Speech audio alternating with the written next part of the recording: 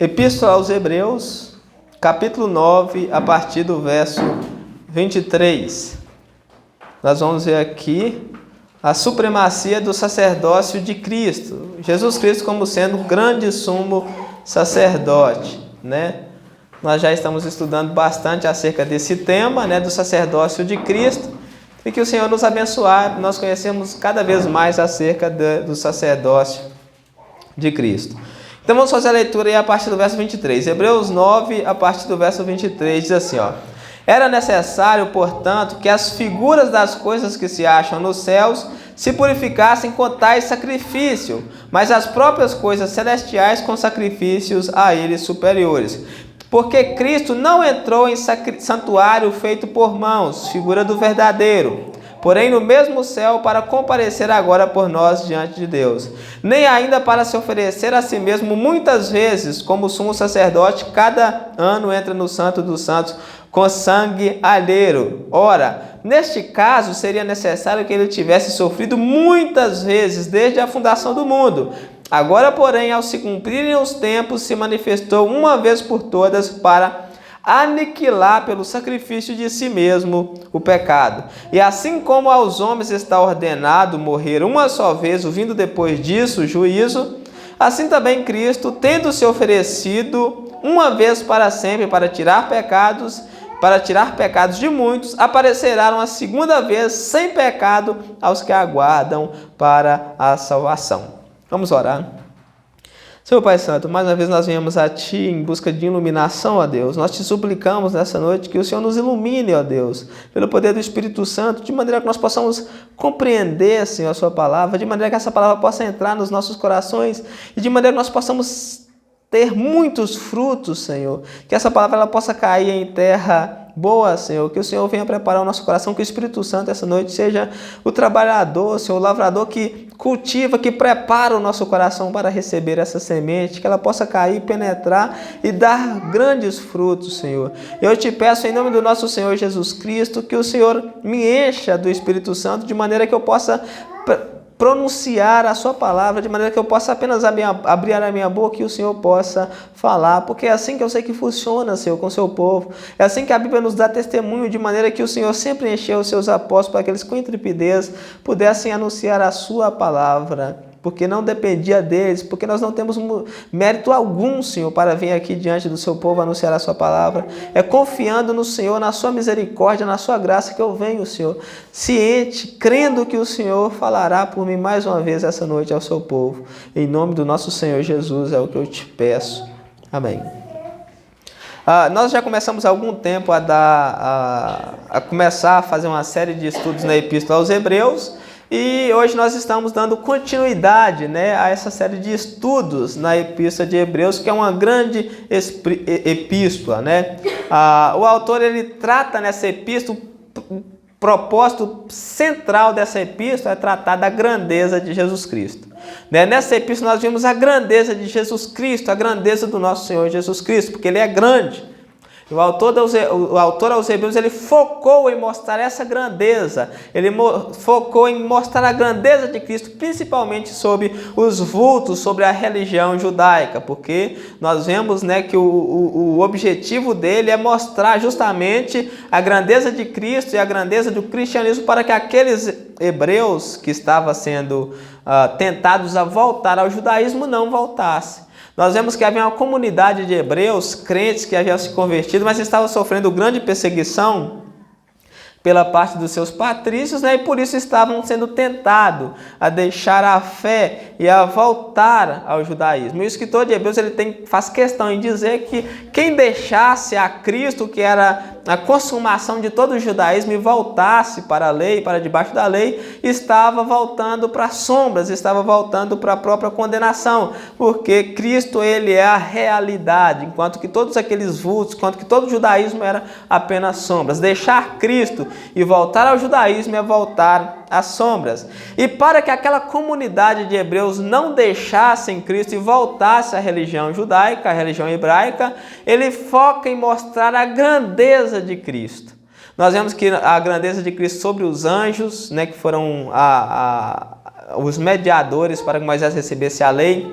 Nós vimos a grandeza de Cristo sobre os sacrifícios, sobre o tabernáculo, sobre os sacerdotes, sobre os levitas. Nós vimos a grandeza de Cristo sobre todos os ritos, sobre todos os sacrifícios, sobre todos os rituais da antiga aliança. E hoje, o autor aos Hebreus, ele continua tratando desse assunto, né? Ele continua tratando da grandeza de Cristo.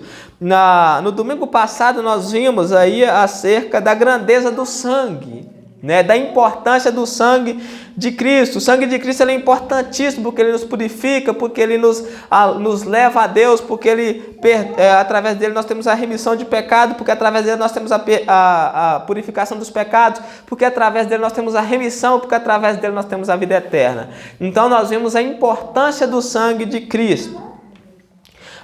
Hoje nós veremos alguns pontos, mais pontos, né? Hoje nós veremos alguns pontos de comparação que o autor faz entre os sacerdotes, né? Entre o culto e entre o tabernáculo da antiga aliança. E ele faz isso com Jesus, como sendo o cumprimento total e perfeito de tudo aquilo. Então ele vai comparar mais uma vez Jesus com os sacerdotes, com o tabernáculo, com os sacrifícios e mostrar a grandeza de Cristo sobre todos aqueles utensílios, sobre todos aqueles sacrifícios. Então nós vemos pelo menos 4 pontos de comparação aqui nesse texto. O primeiro ponto de comparação, ele gira em torno de Cristo. Ele gira em torno de Jesus Cristo como sendo ministro do tabernáculo celeste. É o que nós vemos aí no verso 23. Era necessário, portanto, que as figuras das coisas que se acham no céu se purificassem com tais sacrifícios, mas as próprias coisas celestiais com sacrifícios a eles superiores. Então esse primeiro ponto de comparação aqui, ele gira em torno de Cristo como sendo o ministro do tabernáculo celeste. Para que nós possamos entender isso, nós devemos levar em conta a ideia de que há um tabernáculo celeste e também que há um santuário celeste e há um santuário na terra. Quando Moisés sobe no monte para receber as tábuas da lei, Deus dá ordem a Moisés. Moisés, eu vou te mostrar a planta do tabernáculo aqui, do santuário celeste, e você vai replicar tudo da mesma maneira na terra. A ordem que era dada a Moisés é essa: vê que faças todas as coisas de acordo com o que foi mostrado no monte. Então nós entendemos com isso que há um santuário no céu, e o que foi feito aqui na terra é figura daquele santuário verdadeiro. E nós vemos isso de acordo com Isaías capítulo 6. Isaías no capítulo 6, quando ele tem a visão do santuário celeste, ele diz que vê o Senhor assentado em um alto e sublime trono, e as abas do seu manto enchia todo o templo, né? E havia fumaças, e havia querubins ali diante do Senhor. Havia querubins ali diante do Senhor. Então havia um santuário celeste e havia também o santuário terrestre. Então nessa ideia é que nós vamos ver esse primeiro ponto de comparação. Cristo ele não entrou em tabernáculo feito por mãos, mas ele entrou no tabernáculo celeste. No verso 23 diz que era necessário, portanto, que as figuras das coisas que se acham no céu se purificassem com tais sacrifícios. Que figuras é essa? Era justamente aquele tabernáculo que Moisés erigiu aqui na terra. Aquele tabernáculo que Moisés erigiu aqui na terra era figura do tabernáculo que estava no céu. E aquele tabernáculo que Moisés erigiu aqui na terra, ele deveria ser purificado, né, com sacrifícios dos animais. Aquele sacrifício de animais purificava o tabernáculo. Por que o tabernáculo precisava ser purificado? Porque o tabernáculo terrestre precisava ser purificado. Primeiro, porque ele era feito pelas mãos de pecadores, Era pecadores que ministravam, os sacerdotes, apesar de ser escolhidos por Deus, eram pecadores que ministravam no tabernáculo, E havia um grande fluxo de gente, de pecadores ali no tabernáculo. Deus não poderia habitar onde que houvesse pecado. Então era por isso que havia inúmeras cerimônias de purificação do tabernáculo. Moisés, quando recebe a lei, ele pega o sangue, ele purifica tanto o livro quanto todos os utensílios do templo, quanto o tabernáculo, porque era necessário que ele fosse purificado para que a presença de Deus pudesse habitar ali no tabernáculo. Então ele diz, era necessário, no verso 23, portanto, que as figuras das coisas que se acham no céu, que é o tabernáculo, se purificassem com tais sacrifícios. Aqueles sacrifícios de bois, de touros, era necessário que o tabernáculo fosse purificado, porque o tabernáculo era onde que Deus habitava no meio do povo. Deus estava ali no meio do povo. Então ele precisava ser purificado. Mas ele diz algo difícil, algo muito difícil aí. No final do verso 23, ele diz assim, mas as próprias coisas celestiais com sacrifícios a eles superiores. Quando nós lemos isso aqui, nós falamos, Cristo purificou também alguma coisa no céu, né? Havia pecado no céu.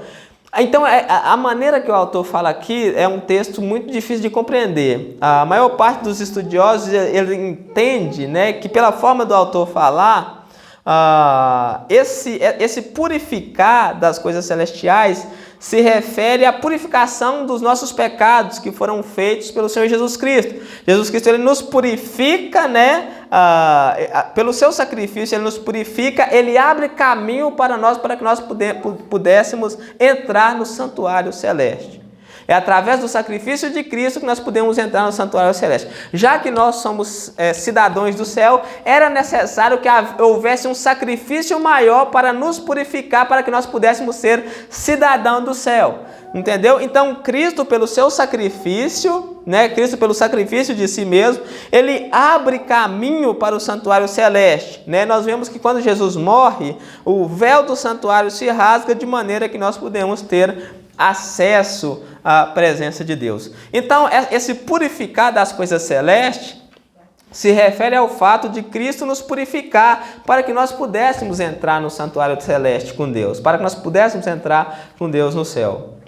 Então, através do sacrifício, da morte e ressurreição de Jesus Cristo, nós podemos entrar no céu. Sem isso, ninguém poderia entrar, ninguém poderia passar além do véu, né? O tabernáculo, o véu, ele fazia a separação entre Deus e o povo, de maneira que se aquele tabernáculo continuasse erigido, ninguém podia chegar na presença de Deus. Mas com a vinda de Cristo, o primeiro tabernáculo da primeira aliança, os sacerdotes, os levitas, eles são excluídos para que Jesus, como sumo sacerdote maior e mais forte, nos conduza à presença de Deus.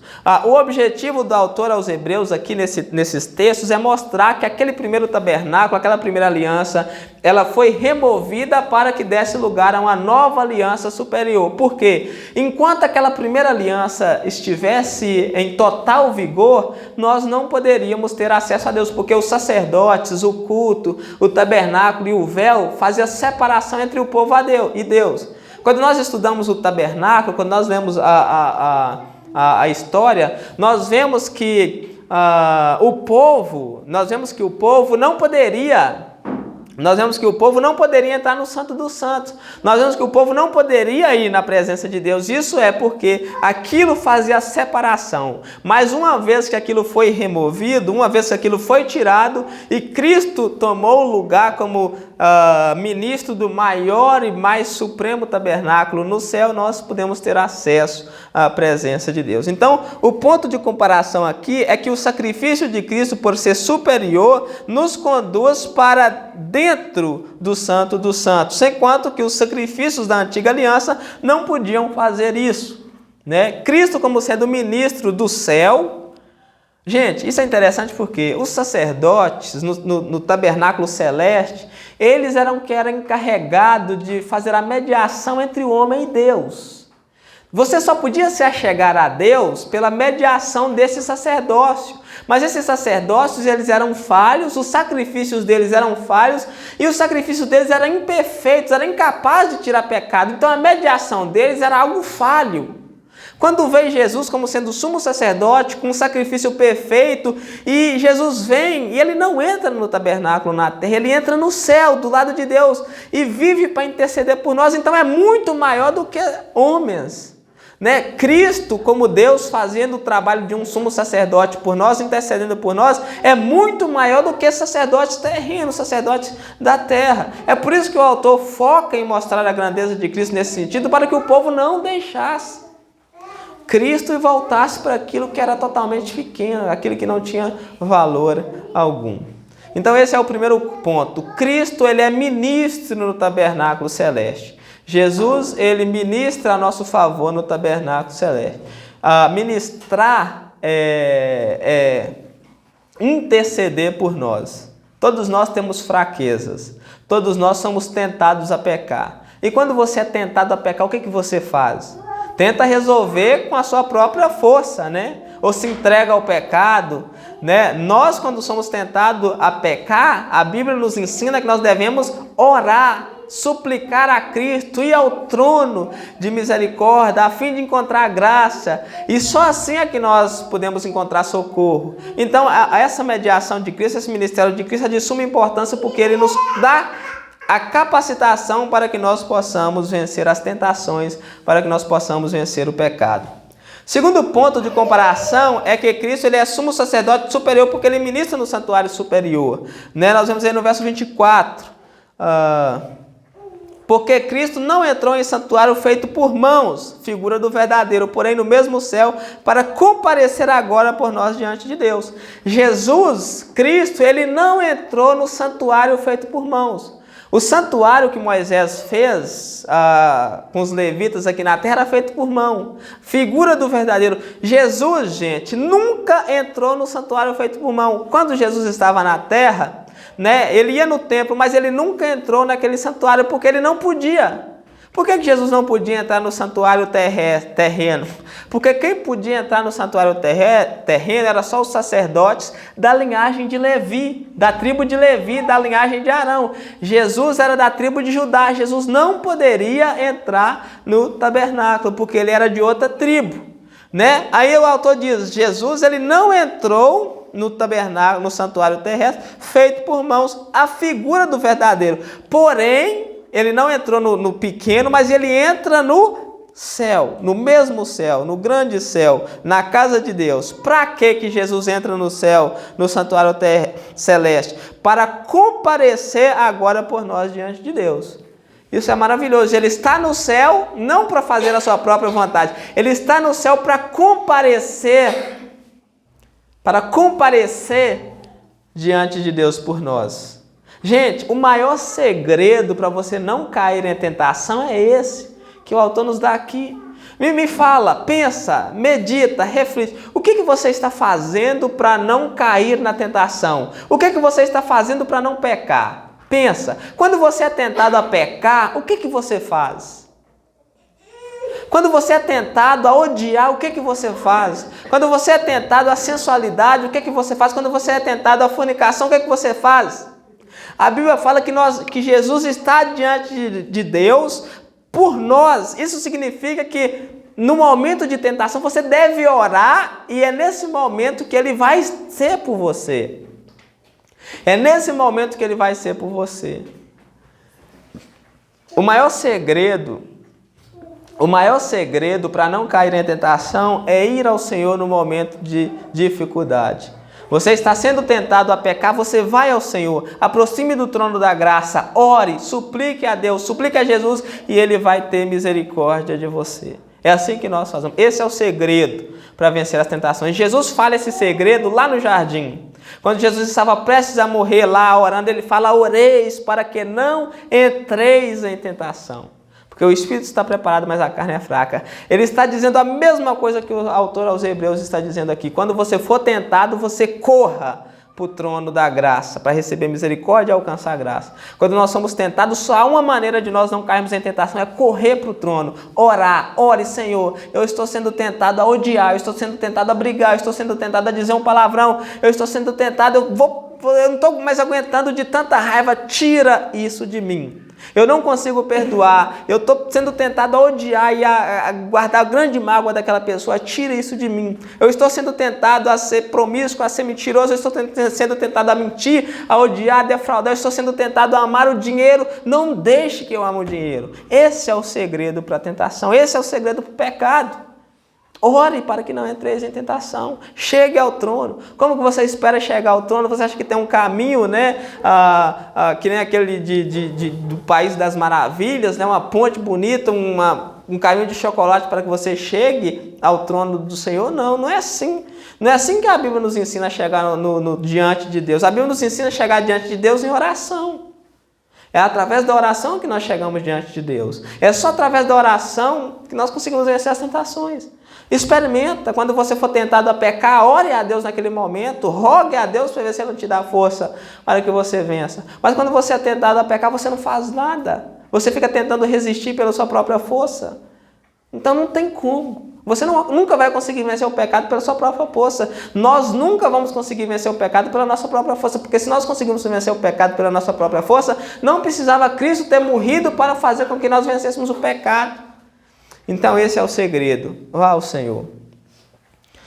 O ponto de comparação é que os sacerdotes levíticos exercitavam no santuário terrestre com sacrifícios imperfeitos, com uma mediação falha e totalmente incapaz de aperfeiçoar. Jesus Cristo, porém, ele entra no santuário celeste com sacrifício perfeito, capaz de nos conduzir a Deus. E ele vive para interceder por nós. Ele está ali esperando no momento da tentação você clamar a Ele. Senhor, me ajuda, tem misericórdia de mim. Estou sendo tentado a amar o dinheiro, estou sendo tentado a mentir, estou sendo tentado a defraudar, estou sendo tentado a brigar com os irmãos, a brigar com aquela pessoa. Aquela pessoa todos os dias me tira do céu, estou sendo tentado a brigar com ela, estou sendo tentado a xingar. Todo dia alguém me irrita, eu estou sendo tentado a xingar, eu estou com muita vontade de xingar, me ajuda. É só assim que nós vencemos a tentação. A única maneira de vencermos a tentação é indo ao trono. Como que você lida com a tentação? Como que você lida com esse pecado? Você tenta pela sua própria força? Eu não vou xingar. Eu não vou xingar. Eu não vou xingar. Não passa 2 minutos, está xingando. Né? Eu não vou odiar aquela pessoa. Eu não vou odiar aquela pessoa. Passa 2 minutos, está odiando. As pessoas tentam lidar com a tentação dessa maneira. Eu não posso ser sensual. Não posso ser sensual. Não posso ser sensual, mas não passa um segundo e já está sensual. Entendeu? Não é assim.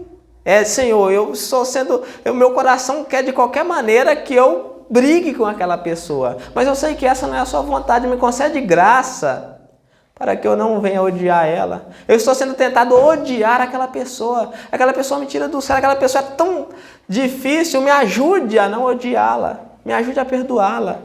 Me ajude a amá-la. Se eu estou sendo tentado a mentir, muitas vezes eu minto e nem percebo. Me dá forças para que eu não possa mentir. É esse o segredo. Jesus está como sumo sacerdote diante do tabernáculo, dentro do santuário celeste, para isso. De dia e de noite, 24 horas por dia, para interceder por nós. Né? É assim que funciona a mediação de Jesus Cristo. Ele vive para interceder por nós. Jesus vive para interceder por nós. Amém? Terceiro ponto de comparação é que Jesus ele é sumo sacerdote superior porque ele ofereceu um sacrifício superior. E nós vemos isso aí do verso 26 ao 28. Ó. Nem ainda, né, ele continua, né, diante de Deus, né, vamos fazer a leitura do verso 24 para fazer sentido. Porque Cristo não entrou em santuário feito por mãos, figura do verdadeiro, porém no mesmo céu, para comparecer por nós diante de Deus. Nem ainda para se oferecer a si mesmo, muitas vezes como sumo sacerdote, como sumo sacerdote, cada ano ele entra no Santo dos Santos com sangue alheiro. Aí nós vemos aqui a primeira característica do sacerdote. Ele, todos os anos, ele entrava no Santo dos Santos com sacrifícios pelos pecados dele e pelos pecados do povo. Cristo não. Cristo, de uma vez por todas, ele se oferece a si mesmo como um sacrifício perfeito. Aí ele vai explicar, ora, nesse caso o que? Se Jesus a todo ano tivesse que oferecer um sacrifício como sumo sacerdote, ele deveria sofrer muitas vezes, desde a fundação do mundo. Ele diz, ora, neste caso seria necessário que ele tivesse sofrido muitas vezes desde a fundação do mundo. Agora, porém, ao se cumprir os tempos, né, a plenitude dos tempos, se manifestou uma vez por todas para aniquilar pelo sacrifício de si o pecado. O pecado ele é aniquilado pelo sacrifício de Jesus. Na cruz, Jesus ele aniquila, o pecado perde o seu poder, o pecado perde o seu domínio. O pecado não pode mais nos condenar, o pecado não pode mais nos dominar. E ele diz: assim como aos homens está ordenado morrer uma só vez, vindo depois o juízo, assim também Cristo, tendo se oferecido uma vez para sempre para tirar os pecados de muitos, aparecerá uma segunda vez sem pecado aos que o aguardam para a salvação. Então aqui o ponto de comparação é em cima do sacrifício de Cristo e do sacrifício do sumo sacerdote. O sumo sacerdote terrestre, ministrando no tabernáculo terrestre, todos os anos, chamado Dia da Expiação. Esse dia era chamado Dia da Expiação, era o dia que os sacerdotes eles ofereciam primeiro o sacrifício por eles, era o dia deles entrar no Santo dos Santos, além do véu. Eles entravam no Santo dos Santos com sacrifício primeiro pelos pecados dele, depois pelos pecados dos outros e aspergia sobre o propiciatório. Todos os anos eles faziam isso. E o autor vai dizer que com relação a Cristo, não é assim.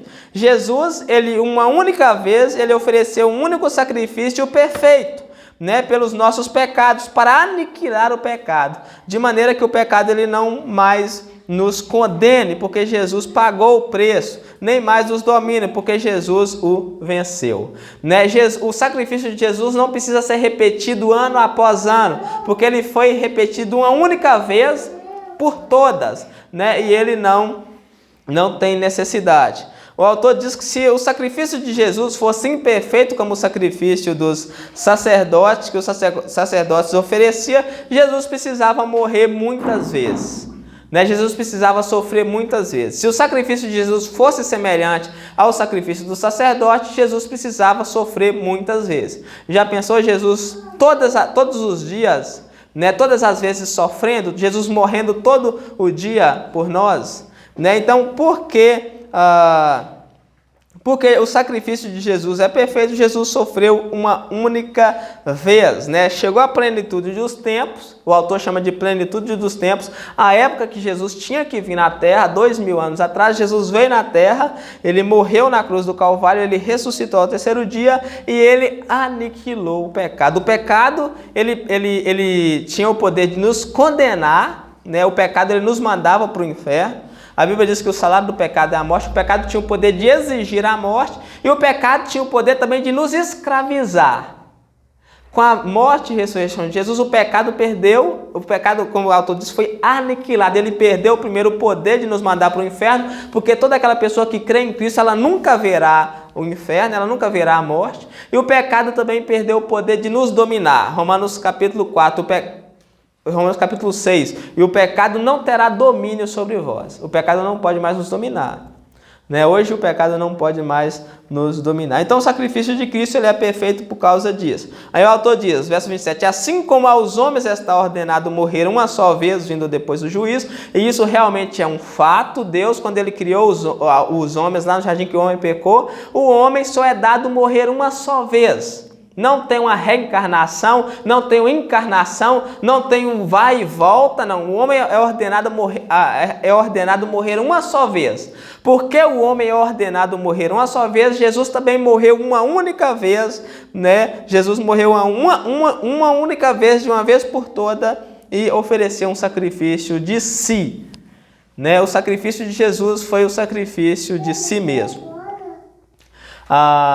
Jesus ofereceu um sacrifício de si mesmo, um sacrifício perfeito pelos nossos pecados. E o último ponto que nós vemos aqui, o quarto ponto de comparação, é que Jesus ele é superior porque ele se ofereceu como sacrifício, ele morreu pelos nossos pecados, ele ressuscitou e um dia ele voltará para levar o seu povo.